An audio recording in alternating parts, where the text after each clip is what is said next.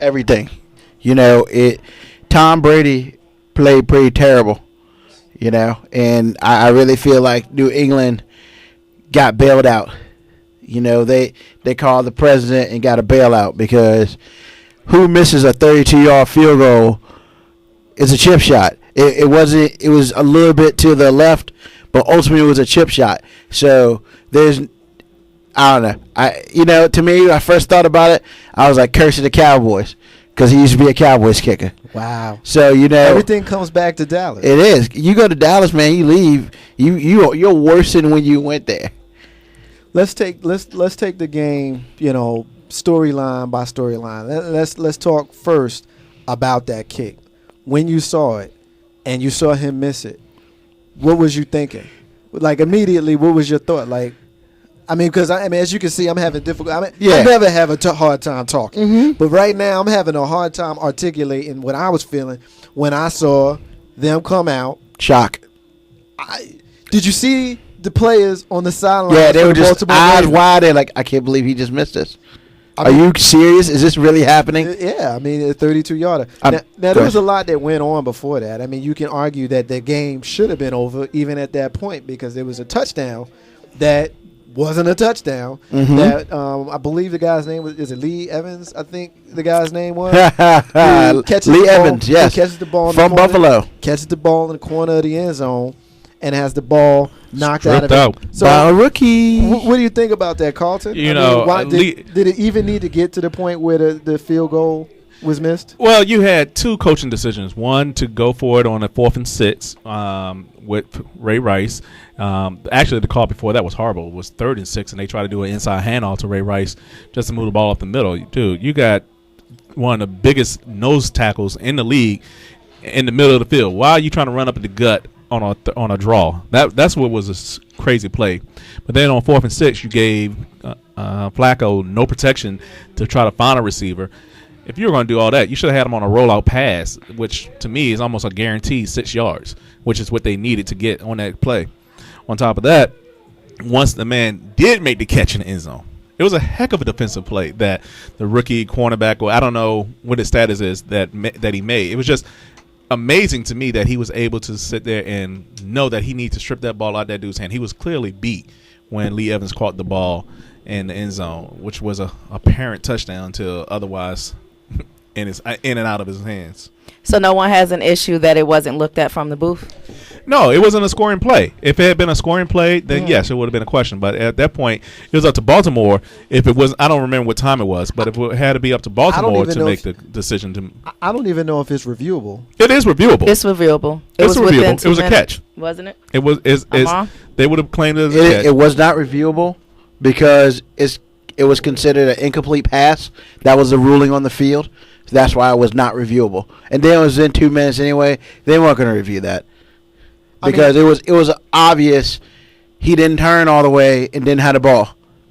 I didn't see any questions. If I'm correct, there's a 3-second rule. You must have the ball in your possession. You have to make a football move. You have to move. And he did. And he did. And when he turned, that's when the ball got hit out. There was his football move.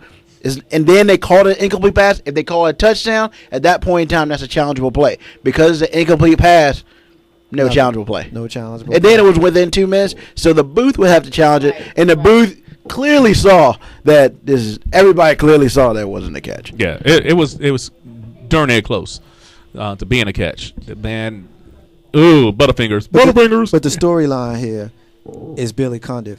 If Billy Cundiff makes this field goal, the 32-yarder, that's a chip shot. That's a free throw. If he makes this, we go to overtime. Who knows what happens in overtime? Right. Baltimore outplayed New England in this game. The entire game. And I don't think anybody is going to disagree with us. He outplayed Joe Flacco outplayed Brady. He goes 22 for 36 with 306 yards and 2 TDs.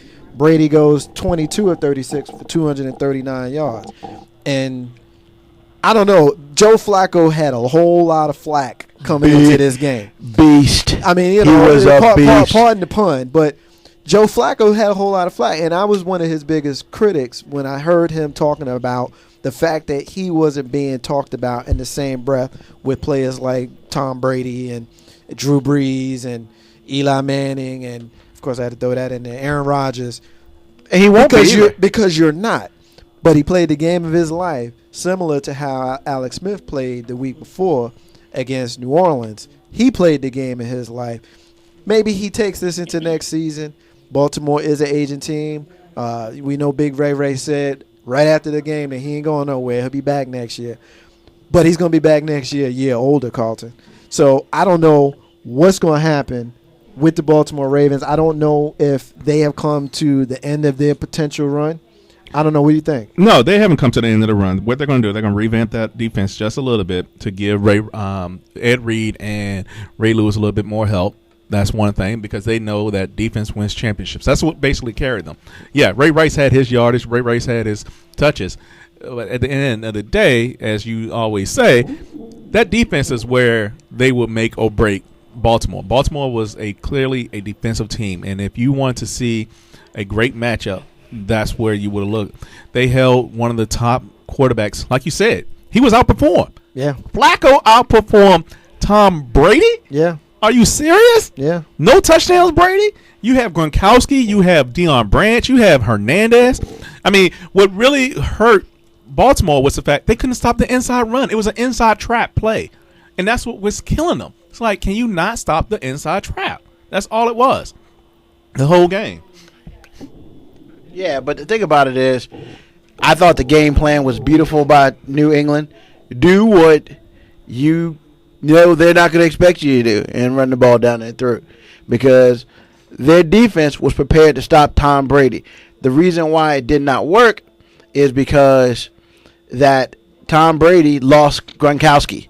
When he lost Gronkowski, that became a problem because he was so dependent on the two tight end function that he could not function with receivers.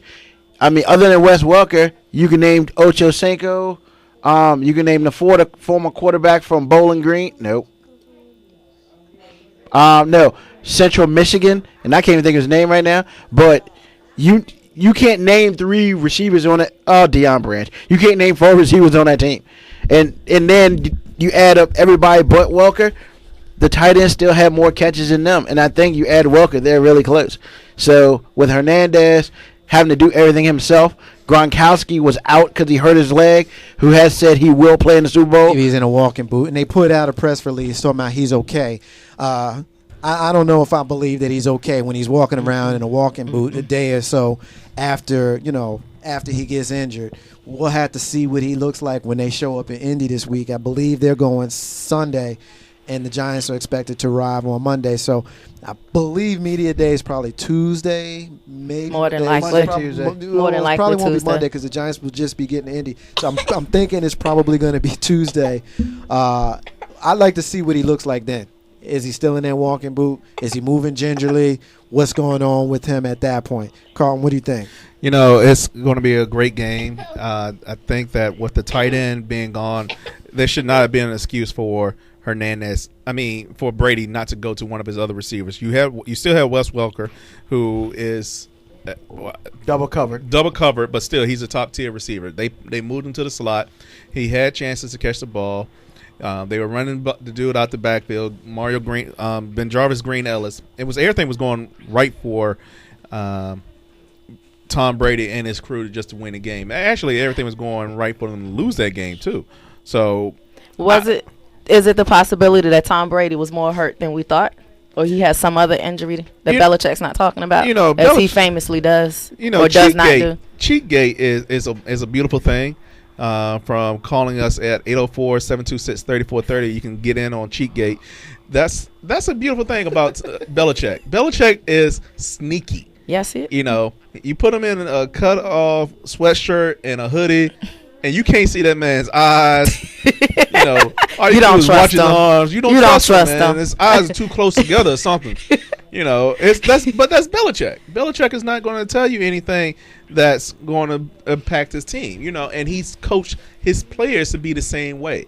Mm-hmm. That's the only man that can get gold out of mud that I've ever seen. I mean, he's got players that do. What's the guy's name again, Ruben?